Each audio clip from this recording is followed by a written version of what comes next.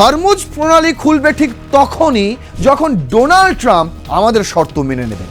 কি শর্ত সেগুলো? তিনি তো এক কথায় বলেই দিয়েছেন মশাই যে ডোনাল্ড ট্রাম্প এই ইরান যুদ্ধ হেরে গেছেন। কেন বললেন তিনি এই কথা? এই তো সাইন ফাইন হলো কি সব মৌটৌ, কোথায় গেল কোথায় গেল সেই এগ্রিমেন্ট? তিনি সাংবাদিকদের মুখোমুখি হয়ে বলে দিয়েছেন যে ডোনাল্ড ট্রাম্প সামরিক পদক্ষেপ করে দেখে নিয়েছেন, তিনি ব্যর্থ। তারপরেও আমরা হরমুজ প্রণালী খুলিনি। আর খুলব কখন? যখন আমাদের শর্ত মানবেন ডোনাল্ড ট্রাম্প। যেখানে 4 লাখ ব্যারেল ক্রুড অয়েল প্রতিদিন প্রসেসিং হয়, এমন জায়গায় আমরা হামলা চালিয়েছি। বুঝতে পারছেন তেলের দাম কেন বাড়ছে? তারা এখন মার্কিন যুক্তরাষ্ট্রের আশ্বাস নিয়ে এতদিন কাটিয়ে দিয়েছে, কিছুই হয়নি। ইরান একের পর এক জায়গায় হামলা করছে, ডোনাল্ড ট্রাম্প হাত তুলে দাঁড়িয়ে আছে। আবারও ইরানকে নতুন একটি সুপ্রিম লিডারের নাম ঘোষণা করতে হবে। কেন বলা হচ্ছে এই কথা? কেন? হোয়াই? মোস্তফা খামেনি কি সত্যিই অসুস্থ? কতটুকু অসুস্থ? স্ট্রেট অফ হরমুজ এই খুলে গেল বলে আজকে খুললো না, ঠিক আছে আগামীকাল খুলবে। আগামীকালও পেরিয়ে গেছে। আমি তো বলছি আগামীকাল পর্যন্ত ওয়েট করুন, হরমুজ প্রণালী খুলবেই খুলবে। কেন? আরে আমি চাপ দিচ্ছি ইরানকে, সামরিক চাপ তো রয়েছে, অর্থনৈতিক চাপও দিচ্ছি। কি অর্থনৈতিক চাপ সেটা ডোনাল্ড ট্রাম্পই জানেন। কিন্তু তার সামরিক চাপ হোক বা অর্থনৈতিক চাপ হোক, কোনো চাপেই কাত হচ্ছে না ইরান। তারা ওমানের সঙ্গে যথারীতি আলোচনা করেই চলেছে। উল্টে আবার পাকিস্তান, যে পাকিস্তান সৌদির সঙ্গে তুরস্কর সঙ্গে প্রতিরক্ষা চুক্তি করলো, সামরিক চুক্তি করলো, সেই পাকিস্তান আবারও ইরানের পার্লামেন্টের স্পিকার গালিবাফ এবং পররাষ্ট্রমন্ত্রী আব্বাস আরাকচি তাদেরকে আবারও ইসলামাবাদে ডেকে পাঠিয়েছে, আমন্ত্রণ পাঠিয়েছে। আসুন আমরা আবারও একটা নাটক তৈরি করি, গোটা বিশ্ববাসীকে দেখাই আমরা কেমন মধ্যস্থতাকারীর ভূমিকা পালন করছি। আর এদিকে দাঁড়িয়ে ডোনাল্ড ট্রাম্প প্রতিদিন বলে যাচ্ছেন আজকে না হোক আগামীকাল ঠিক খুলবে। এই আগামীকাল আর আসছে না, আগামীকালকেই কালে ধরে গেছে, হরমুজ প্রণালী আর খুলছে না।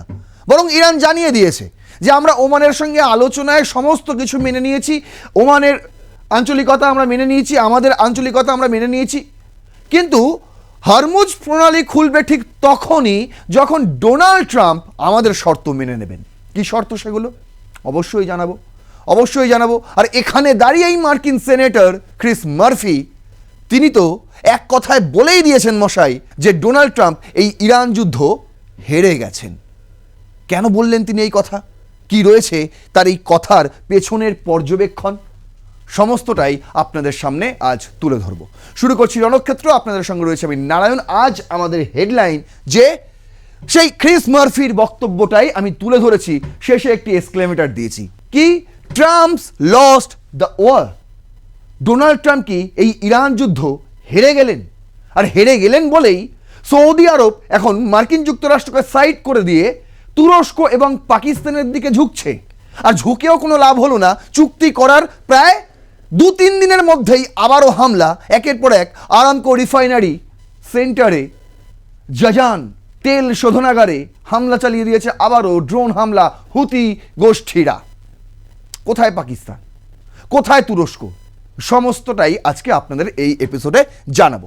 দেখুন প্রথম স্লাইডেই আমি রেখেছি যে এই মুহূর্তে ইরান ওর লাইভ কোন জায়গায় রয়েছে।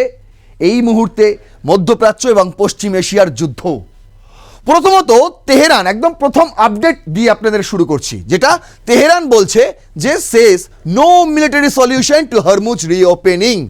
ডোনাল্ড ট্রাম্পকে সরাসরি চ্যালেঞ্জ ছুড়ে দিয়ে, ঠিক আছে, আলী নিকজাদ ইরানের ডেপুটি পার্লামেন্ট স্পিকার, এই সেই ব্যক্তি, তিনি সাংবাদিকদের মুখোমুখি হয়ে বলে দিয়েছেন যে ডোনাল্ড ট্রাম্প সামরিক পদক্ষেপ করে দেখে নিয়েছেন, তিনি ব্যর্থ। তারপরেও আমরা হরমুজ প্রণালী খুলিনি। আর খুলব কখন? যখন আমাদের শর্ত মানবেন ডোনাল্ড ট্রাম্প। তিনি প্রতিদিন ফুঁসছেন। ডোনাল্ড ট্রাম্প আবারও বলেছেন যদি না খোলা হয় হরমুজ প্রণালী, এবার আরও বেশি ভেরি হার্ড হামলা হবে ইরানের ওপর। এই ভেরি হার্ড করতে করতে তিনি প্রায় কয়েক মাস পার করে দিলেন।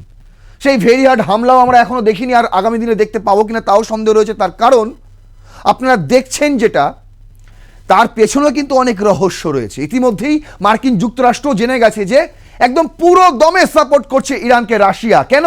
তার কারণ ক্যাসপিয়ান সিতে রাশিয়ার জাহাজ, সেখানে হামলা করেছে ইউক্রেন। আবারও রাশিয়ার ভেতরে হামলা করেছে ইউক্রেন, সেখানে ইতিমধ্যে একজন নিহত হয়েছে বলে খবর পাওয়া যাচ্ছে। আর এখান থেকে দাঁড়িয়ে রাশিয়ার পুতিন ডোনাল্ড ট্রাম্পকে সাহেস্তা করতে অবশ্যই ইরানকে সাহায্য আরও বাড়িয়ে দিয়েছে, কয়েক গুণ বাড়িয়ে দিয়েছে। আর এই কথা ডোনাল্ড ট্রাম্পকে স্বয়ং ইউক্রেনের প্রেসিডেন্ট জেলেনস্কি নিজে গিয়ে প্রমাণ সহ দেখিয়ে দিয়ে এসছে। এখানে দাঁড়িয়ে আলী নিকজাত, ইরানের ডেপুটি পার্লামেন্ট স্পিকার, তিনি বলছেন, says the United States has practically released that the reopening of the Strait of Hormuz has no military solution। বলছে মার্কিন যুক্তরাষ্ট্রকে এটা মেনে নিতে হবে, এটা বাস্তব নয়। আপনি যতই মিলিটারি অ্যাকশন নিন না কেন, আপনি যতই সামরিকভাবে অভিযান চালান না কেন, যতই আপনারা পাল্টা অবরোধ করার নাটক করেন না কেন, রণতরী নিয়ে আপনারা যতই পাল্টা ব্লক করেন না কেন, কোনো কিছুতেই কিন্তু কিছু হলো না। আপনারা বুঝে গেলেন যে এইটা করে ইরানকে শায়েস্তা করা যায় না, ইরান ভয় পায় না। আর ইরান আপনাদের এই সামরিক পদক্ষেপে হরমুজ প্রণালী খুলবে না। আর এটা খুব ভালো মতন এখন মার্কিন যুক্তরাষ্ট্র টের পেয়ে গেছে।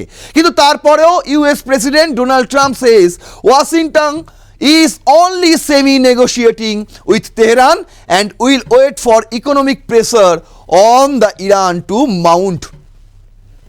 যদি আমি আপনাদের বলে রাখি যে সরাসরি কোনো কথা কিন্তু হচ্ছে না বলে ইরান জানিয়েছে। যদিও ডোনাল্ড ট্রাম্পের কথা মতো সেমি নেগোশিয়েটিং হচ্ছে তেহরানের সঙ্গে ওয়াশিংটনের, কিন্তু তেহরান সেটা অস্বীকার করছে। তেহরান বলছে আমাদের সঙ্গে যে আলোচনা হচ্ছে হরমুজ প্রণালী খোলা নিয়ে, সেটা তো ওমানের সঙ্গে হচ্ছে মশাই, মার্কিন যুক্তরাষ্ট্রের কোনো প্রতিনিধি সেই আলোচনায় নেই। তারপরেও ডোনাল্ড ট্রাম্প এরকম দাবি করছেন এবং তার সঙ্গে বলছে খুব তাড়াতাড়ি কিন্তু তেহরান অ্যাকশন নেবে। তার কারণ হচ্ছে খুব তাড়াতাড়ি হরমুজ প্রণালী খুলবে তেহরান। তার কারণ হচ্ছে আমরা ইকোনমিক প্রেশার ইরানের ওপর, আরও অর্থনৈতিক চাপ সৃষ্টি করছি বলছে প্রাইম মিনিস্টার বেঞ্জামিন নেতানিয়াহু। অন্যদিকে ইসরায়েলের has formally rejected a US broke peace plan for Gaza. অন্যদিকে মার্কিন যুক্তরাষ্ট্রের গাজার পিস প্ল্যান সেটাকেও নাকচ করছে Benjamin Netanyahu, saying an Israeli pull out will not happen until Hamas is fully disarmed. বলছে যতক্ষণ না হামাস তাদের অস্ত্র ফেলে দেবে, নিরস্ত্রকরণ হবে হামাস, ততক্ষণ পর্যন্ত আমরা গাজাতে চালিয়ে দেব হামলা, কোনো শান্তি চুক্তি মানব না। অথচ ডোনাল্ড ট্রাম্প উঠে পড়ে লেগেছেন সেখানেও একটা শান্তি চুক্তি করানোর জন্য, পিস প্রাইজ পেতে হবে। বলছে Yemen's Iran ally Houthis have attack the Red Sea port of al Makha. এবার আবারও সৌদি আরবের ওপর হামলা, হুতি গোষ্ঠীর ইয়েমেন থেকে হামলা হয়েছে। বলছে কোথায়? আল মাখা, ঠিক জেড্ডায় অবস্থিত এই জায়গায় একটি বন্দর, এবং সেখানেও কিন্তু হামলা চালিয়েছে হুতি গোষ্ঠী। Control by the internationally recognised government, killing at least 7 people and army spokesperson said. 7 জনের মৃত্যুর দাবিও করা হয়েছে। ইয়াইয়া সারি, ইয়েমেন হুতি গোষ্ঠীর প্রধান, তিনি দাবি করেছেন। আর পাশাপাশি শুধু বন্দর এলাকাতে নয়, বন্দর এলাকাতে যে তেল শোধনাগারগুলি রয়েছে সৌদি আরবের, সেখানেও হামলা করেছে। কখন? ঠিক যখন তুরস্ক এবং পাকিস্তানের সঙ্গে সৌদি আরব একটি সামরিক চুক্তিতে চলে যায়। রয়টার্স করছে Yemen's Houthis attack Saudi refinery after kingdom sign defence pact. আপনি ডিফেন্স প্যাক্ট সাইন করুন, করার দিনেই কিন্তু ইরান বলে রেখেছিল এই ডিফেন্স প্যাক্ট শুধুমাত্র কাগজেই থাকবে। এই ডিফেন্স প্যাক্ট আপনাকে কিন্তু হামলার হাত থেকে বাঁচাতে আসবে না কেউই, না পাকিস্তান আসবে না তুরস্ক আসবে। আজকে সেটা প্রমাণিত। গত এপিসোডে আমি আপনাদের বলেছিলাম এইসব লোক দেখানো চুক্তি হতেই পারে, ইসলামিক ন্যাটো প্যাটো মানুষকে ভয় দেখানোর জন্য, চমকানোর জন্য হতেই পারে। এই সমস্ত চুক্তি ওই কাগজেই সীমাবদ্ধ থাকবে, কখনোই বাস্তবে কার্যকারিতা আপনারা দেখতে পাবেন না। আর এক্ষেত্রেও একদম চোখ খুলে দেখতে পারেন যে 9ই আগস্ট হামলা হয়েছে সৌদির ওপরে। আপনি এই ভিডিওটি দেখছেন 11ই আগস্ট প্রথমবার সম্প্রচার হচ্ছে, আর তখনও পর্যন্ত কিন্তু পাকিস্তান আর তুরস্ক আঙুল চুষছে, সৌদির ওপর হামলা হচ্ছে। দেখুন, আমি আপনাদের বলেইছিলাম এদের স্বার্থ সৌদিকে নিয়ে শুধু একটাই, টাকা। শুধু টাকা লুটে নাও সৌদির থেকে, তাদেরকে দেওয়ার হলে শুধু আশ্বাস দাও, আশ্বাস দাও। তারা এখন মার্কিন যুক্তরাষ্ট্রের আশ্বাস নিয়ে এতদিন কাটিয়ে দিয়েছে, কিছুই হয়নি, ইরান একের পর এক জায়গায় হামলা করছে, ডোনাল্ড ট্রাম্প হাত তুলে দাঁড়িয়ে আছে। আর এই কারণেই তো ক্রিস মার্ফি এত বড় কথা বলেছেন।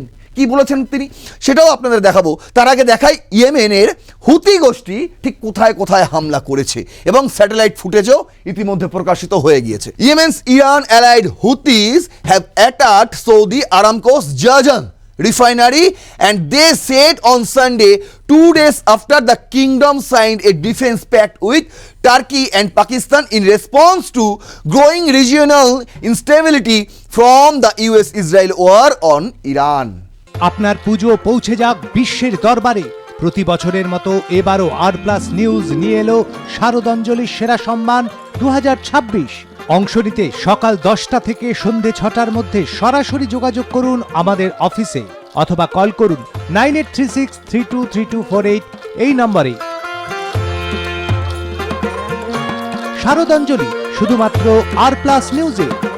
সৌদির একের পর এক জায়গায় কিন্তু ইরান হামলা চালাচ্ছিল, বুঝতে পেরেছেন।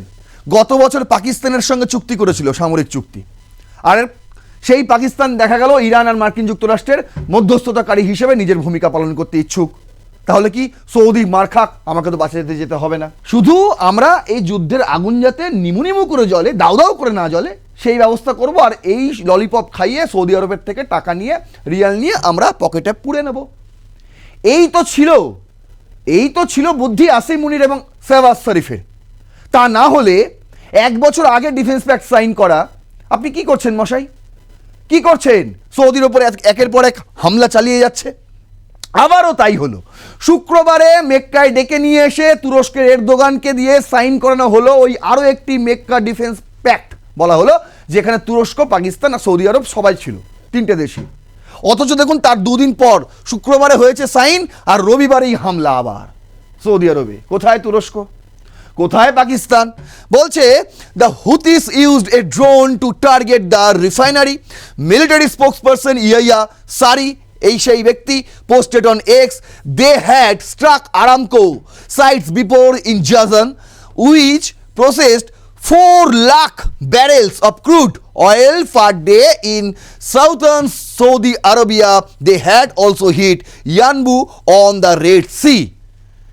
হুতির মিলিটারি স্পোক্সপারসন ইয়াইয়া সারি তিনি বলছেন যে আমরা আরামকোতে হামলা চালিয়েছি, বিশেষ করে জাজানে, যেখানে 4 লাখ ব্যারেল ক্রুড অয়েল প্রতিদিন প্রসেসিং হয়, এমন জায়গায় আমরা হামলা চালিয়েছি।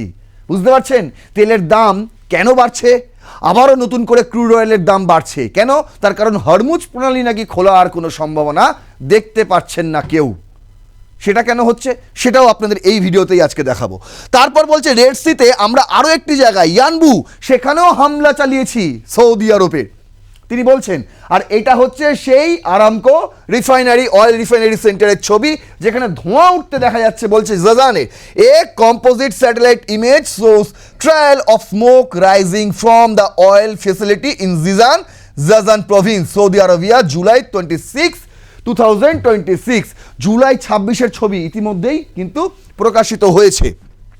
আর অন্যদিকে it was not clear whether or how whether Pakistan or Turkey would join in any Saudi response to the latest attacks. এখনো পর্যন্ত জানা যাচ্ছে না, রয়টার্সের মতন আন্তর্জাতিক শীর্ষ সংবাদ মাধ্যমও বলতে পারছে না যে পাকিস্তান আর তুরস্ক এই ডিফেন্স প্যাক্ট সাইন করে আসলে করলোটা কি। তারা কি এই যুদ্ধে আদৌ অংশগ্রহণ করবে, নাকি শোনা যাচ্ছে ইরান দাবি করেছে যে পাকিস্তান আবার নতুন করে নাকি গালিবাফ আর আব্বাস আরাকচিকে ইসলামাবাদে ডেকে পাঠিয়েছেন। দেখুন বলছে Iran says Pakistan invited foreign minister, parliament speaker to visit.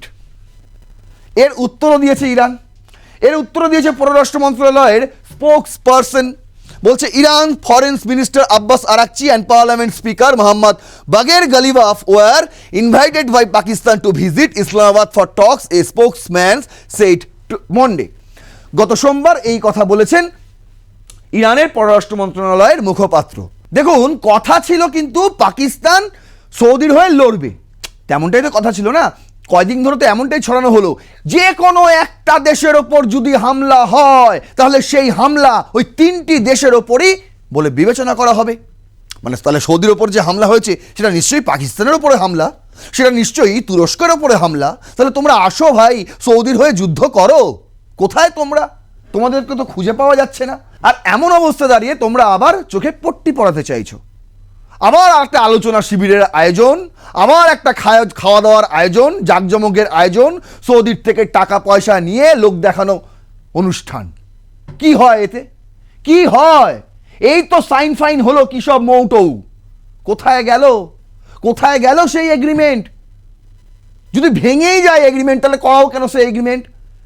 যদি করিয়েই থাকো, যে টাকা পয়সা নিয়ে করাচ্ছ, আয়োজন করছো বিশাল, প্রতিদিন সপ্তাহখানেক বাদে বাদে দেশবাসীকে দেখাচ্ছ, দেখো আমরা ইরান আর মার্কিন যুক্তরাষ্ট্রের যুদ্ধ থামাচ্ছি ইসলামাবাদে বসে, আর টাকা নিচ্ছি সৌদি আরব ইউএই থেকে, সেই টাকাগুলো তাহলে ফেরত দাও। তোমাদের এগ্রিমেন্ট যদি ঠিকঠাক না হয় তাহলে সেই টাকাগুলো আপনারা খরচ করে ফেলছেন কেন মশাই? দুবেলা তো ভালো মন্দ খাওয়া দাওয়া হয়ে যাচ্ছে। দেখুন, তাই জন্য একদম কড়া ভাষায় রিপ্লাই দিয়েছে এবার ইরান। কি বলেছে? Arakchi and Galibaf will make the visit at an appreciated time. একদম সঠিক সময়ে আমরা সঠিক সিদ্ধান্ত নেব। কি সিদ্ধান্ত নেব? মানে যাব কি যাব না সেটা পাকিস্তানকে আমরা এখনই জানাবো না। Foreign Ministry spokesperson Ismail Bakhai said the statement carried by Iran state-run press TV. He did not provide further details as to when the visit will take place. আমরা কখন যাব ইসলামাবাদে আমি এখনই জানাবো না, আর জানাতে আমরা বাধ্যও নই, আমরা সঠিক সময় জানিয়ে দেব। কে বলছেন? ইসমাইল বাখাই বলছে, reciprocal visits and exchanges are the natural part of the growing ties between the two neighbor countries, বাখাই added. দেখুন এইসব করে কি হয়, এই যে গালিবাফ এবং আব্বাস আরাকচি গতবার যখন ইসলামাবাদ সফরে গিয়েছিলেন সেই ছবি আমি এই সব তুলে ধরেছি, কিন্তু বারবার খালি তাদেরকে ডেকে পাঠানো হচ্ছে, আবার ছড়ানো হচ্ছে তাদের নাকি প্রাণের সংশয় রয়েছে, সংকট রয়েছে, বিশাল নিরাপত্তা ব্যবস্থার আয়োজন করা হচ্ছে, আর বিশাল টাকা এই সুযোগে কামিয়ে নেওয়া হচ্ছে। বুঝতে পারছেন আসল মতলবটা? বুঝতে পারছেন? আর যুদ্ধ যুদ্ধর মতন চলছে। কি রে, তোর বেশ র্যাশ হয়েছে দেখছি। হ্যাঁ রে, কি করবো বলতো, র্যাশগুলো কিছুতেই কমছে না। অনেক কিছু ইউজ করলাম তবুও কমছে না। তুই এম্বার গৌরীদেবী হসপিটালসে দেখাতে পারিস, ওখানে ভালো এক্সপিরিয়েন্স ডার্মাটোলজিস্ট আছে। গৌরী দেবী হসপিটাল, রাজবাঁধ, দুর্গাপুর। যোগাযোগ 8001003333, 8001113333। সৌদির সঙ্গে যুদ্ধ সামরিক চুক্তি করছে, অন্যদিকে হুতি এসে সৌদিকে উড়িয়ে দিয়ে চলে যাচ্ছে অয়েল রিফাইনারি, তেল শোধনাগার, আর পাকিস্তান তুরস্ক বসে বসে মজা দেখছে। আর পাকিস্তান আবার অন্য দিক দিয়ে চিমটি কাটছে, বলছে আসো আমাদের কাছে আসো, এখানে এসে আবার নতুন করে শুরু করো আলোচনা। আলোচনা তো চলছিল মশাই, আলোচনা তো ওমানের সঙ্গে ইরানের চলছে হরমুজ প্রণালী নিয়ে। ডোনাল্ড ট্রাম্পের মাথা ব্যথার কারণ সবচেয়ে বেশি যেটা, সেটা হচ্ছে এই হরমুজ প্রণালী কেন খুলছে না ইরান। এই জন্য ওমানকে লাগিয়ে দিয়েছিল, তোমরা রীতিমতো ইরানের সঙ্গে কথা বলতে থাকো, বলো কথা কতদূর এগোয় আমি দেখি। আর সেই কথা কতদূর এগোলো দেখুন, ইরান কিন্তু বলছে কথা একদম ফাইনাল স্টেজে রয়েছে। এই যে রয়টার্স করেছে, Iran says Oman deal is in final stages, but একটা কিন্তু আছে। সেটা কি? US must act to open Hormuz. মার্কিন যুক্তরাষ্ট্রেরই ভূমিকা সবচেয়ে বড় বেশি। হরমুজ ইরান খুলবে হ্যাঁ কি না? আপনি ভাবছেন কেন মশাই ইরান হরমুজ খুলবে কি না খুলবে সেটা ইরান বলতে পারবে, মার্কিন যুক্তরাষ্ট্রের ভূমিকা কোথা থেকে আসছে? অবশ্যই আসছে। আর এখানেই কিন্তু ইরান একগাদা শর্ত চাপিয়ে দিয়েছে, নতুন কিছু নয়। যে শর্ত তারা বারবার দিচ্ছিল, বারবার একাধিক আলোচনা যে শর্ত তারা চাপিয়েছিল, যে শর্ত থেকে ডোনাল্ড ট্রাম্প বারবার মুখ ফিরিয়েছে, সেই একই শর্ত আবারও ডোনাল্ড ট্রাম্পকে দিয়েছে ইরান। কি সেটা প্রথমে আপনাদের জানাই একটু, যে এই আলোচনা অ্যাকচুয়ালি কিভাবে শুরু হয়েছিল এবং কোথায় এসে থামেছে। প্রথমত জুন জুলাইয়ে শুরু হয় এই আলোচনা, তখন যৌথ হরমুজ কমিটি গঠনের নিয়ে একটা প্রথম বৈঠক শুরু হয়েছিল। নৌ চলাচল ব্যবস্থাপনা ও সার্ভিস ফি নিয়েও প্রাথমিক আলোচনা হয়। জুলাইয়ের শেষ থেকে আগস্টে বেশ কয়েক দফা প্রযুক্তিগত আলোচনা হয়। নতুন শিপিং রুটের কোঅর্ডিনেটস মানচিত্রে প্রায় ঐকমত্য ছিল, কিন্তু তারপরেও কিছু প্রস্তাবিত ব্যবস্থা আসে, যেমন ইরানি উপকূলের কাছাকাছি উত্তর লেন ইনবাউন্ড। খুব সুন্দর এই ছবিটি বুঝিয়ে দেওয়া হয়েছে, এইটা হচ্ছে ইনবাউন্ড, আর যেটা ওমানি জলে দক্ষিণ লেন সেটাকে বলা হচ্ছে আউটবাউন্ড। যেমন এই ওমানের দিকে যেটা, সেটাকে বলা হচ্ছে আউটবাউন্ড। এই দুটো রুট কিন্তু প্রস্তাব করা হয়েছিল এই আলোচনাতে, মানে এই পর্যালোচনাতে। এবার নিরাপদ চলাচল, পরিবেশ সুরক্ষা, ম্যারিটাইম সার্ভিস এবং অপরাধ প্রতিরোধ বিষয়ক প্রক্রিয়া আলোচনাও রয়েছে। সার্ভিস ফি নিয়ে আলোচনা হয়েছে, টোল নয়, বলা হচ্ছে সার্ভিস ফি, মানে যেতে গেলে সার্ভিস দিতে হবে, এটাকে টোল বলা হচ্ছে না। এটাও নেওয়ার প্রস্তাবনা দেওয়া হয়েছে, যে প্রস্তাবনা কিন্তু ডোনাল্ড ট্রাম্পই এর আগে দিয়েছিল, যে কি ইরান আর ওমান ভাগ করে নেবে সমান সমান করে। মানে যে রুটে যেতে গেলে এতদিন পর্যন্ত কাউকে কোনো টাকা পয়সা খরচ করতে হতো না, আজকে ডোনাল্ড ট্রাম্পের এই একগুঁয়ে মনোভাবের জন্য ইসরায়েলের বেঞ্জামিন নেতানিয়াহুর কথা রাখতে গিয়ে ইরানের ওপর যে হামলা করে বসলো, তারপর ইরানের যে প্রতিক্রিয়া, সেখানে দাঁড়িয়ে এখন স্ট্রেট অফ হরমুজ হয়ে গেল একটি সার্ভিস লেন। যেতে গেলে সার্ভিস চার্জ দিন। বুঝতে পারছেন কোথায় হাতটা হয়েছে ডোনাল্ড ট্রাম্পের? এবার দেখুন, আগস্টের শুরুর দিকের আমি কথা বলছি একদম, বলছে ইরানের পররাষ্ট্রমন্ত্রী আব্বাস আরাকচি, তিনি বলেছেন চুক্তি একদম শেষ পর্যায়ে রয়েছে, ফাইনাল স্টেজে। কিন্তু ওমান বলছে আলোচনা ইতিবাচক ও গঠনমূলক পরিবেশে চলছে, এখনো চলছে আলোচনা। আর রুট ম্যাপের সম্মতি হয়েছে, হ্যাঁ এই লাইনটা মেনে নেওয়া হয়েছে যে এদিকটা তোমার ওই দিকটা আমার, এটা মেনে নেওয়া হয়েছে এখনো পর্যন্ত। যৌথ বিবৃতি ও কিছু প্রযুক্তিগত বিষয় কিন্তু এখনো ঝুলে আছে। তাহলে ঝুলে আছে কোথায়? সমস্যাটা ঠিক কোথায় আটকে আছে? বলছে ওমান ইরান চুক্তি একা যথেষ্ট নয়। ইরান স্পষ্ট করেছে যে ওমানের সঙ্গে রুট চুক্তি হলেও প্রণালী পুরোপুরি খুলবে না। কেন? তার কারণই হচ্ছে ইউএস মাস্ট অ্যাক্ট। ইউএসকে নিশ্চিতভাবে একটি ভূমিকা নিতে হবে। আর কি সেই ভূমিকা? এবার বলা হচ্ছে যে ইরান প্রণালী খোলার জন্য ওয়াশিংটনের কাছ থেকে বেশ কয়েকটি বড় ছাড় চাইছে। কি? নতুন কিছু নয়, যুদ্ধ ও আগ্রাসন বন্ধ, যেটা তারা বরাবর চেয়ে আসছে, যেমন ইরান, লেবানন, ফিলিস্তিন, ইয়েমেন এবং ইরাকে যেখানে তোমরা হামলা চালাচ্ছ সেই সব জায়গায় পুরোপুরি হামলা বন্ধ করে দাও, এটা হচ্ছে প্রথম শর্ত। দ্বিতীয় শর্ত, ইরানি বন্দরের ওপর মার্কিন অবরোধ তুলে নেওয়া। তোমরা বলছো যে হরমুজ প্রণালী ইরান খুলে দিক, অথচ তোমরা তো ব্লকেট করে রেখেছো মশাই, আগে তোমরা খোলো। তারপর হচ্ছে মার্কিন সেনা ও নৌবাহিনী প্রত্যাহার। এই ওমান সহ, ইউএই সহ, সৌদি আরব সহ এই বিভিন্ন মধ্যপ্রাচ্যের দেশগুলোতে যে তুমি মার্কিন সেনা মোতায়েন করে রেখেছো ইরানে প্রতিনিয়ত হামলা চালানোর জন্য, তাদেরকে প্রত্যাহার করো। এর আগেও একাধিকবার এই শর্ত চাপানো হয়েছিল, কিন্তু ডোনাল্ড ট্রাম্প শুনতে নারাজ। আবারও বলা হচ্ছে তাই নিষেধাজ্ঞা তুলে নেওয়া ও জমে থাকা সম্পদ মুক্তি।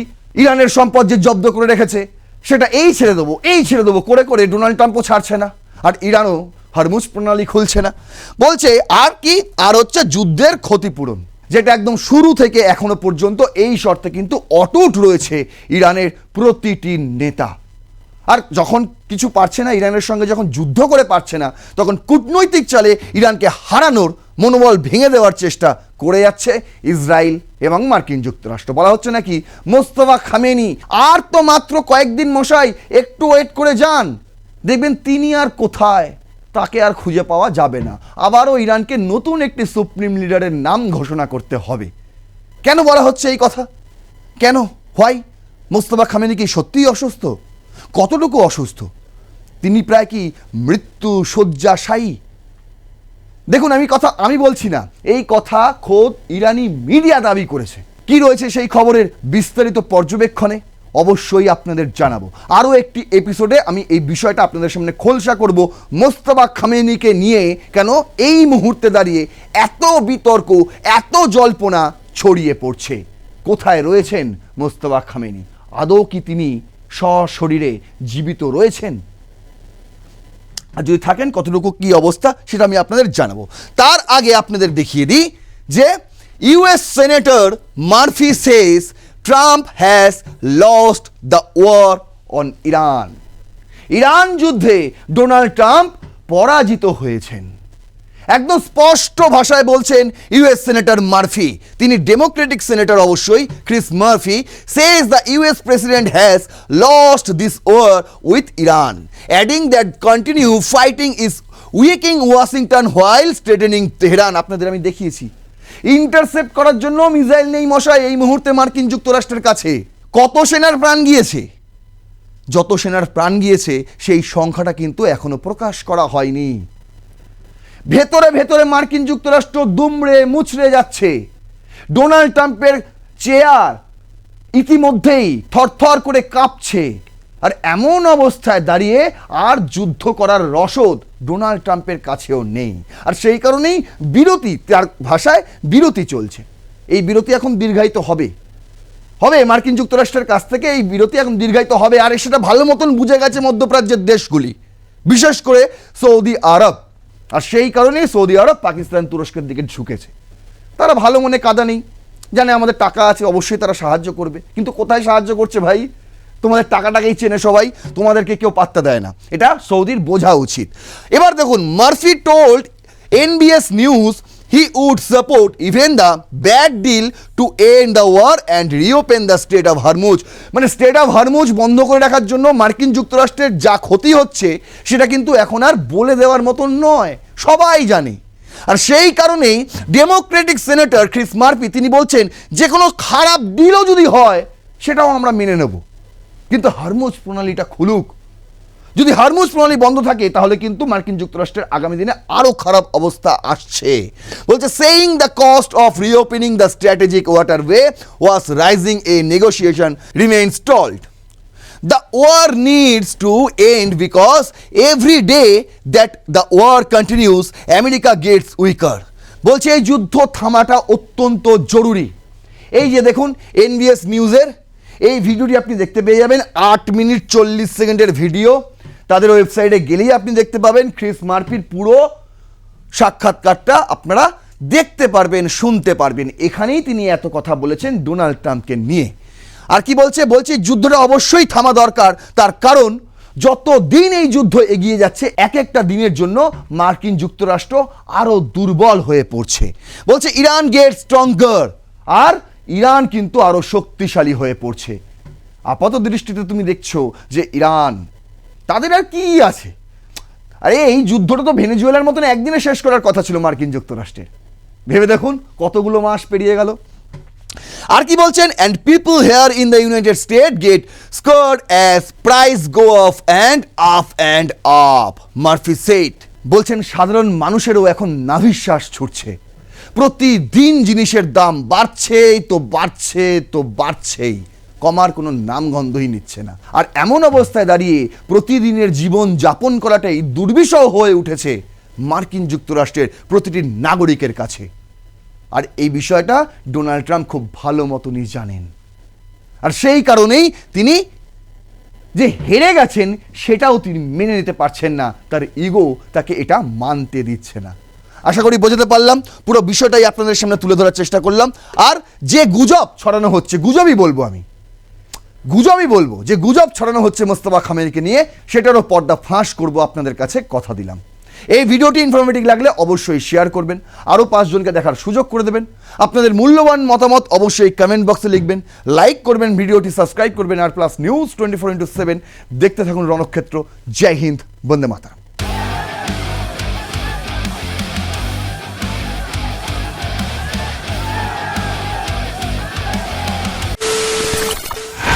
খবরের নামে প্রতিদিন সন্ধে আপনার ড্রয়িং রুমে কি শুধুই চিৎকার চেঁচামেচি হয়ে আসে?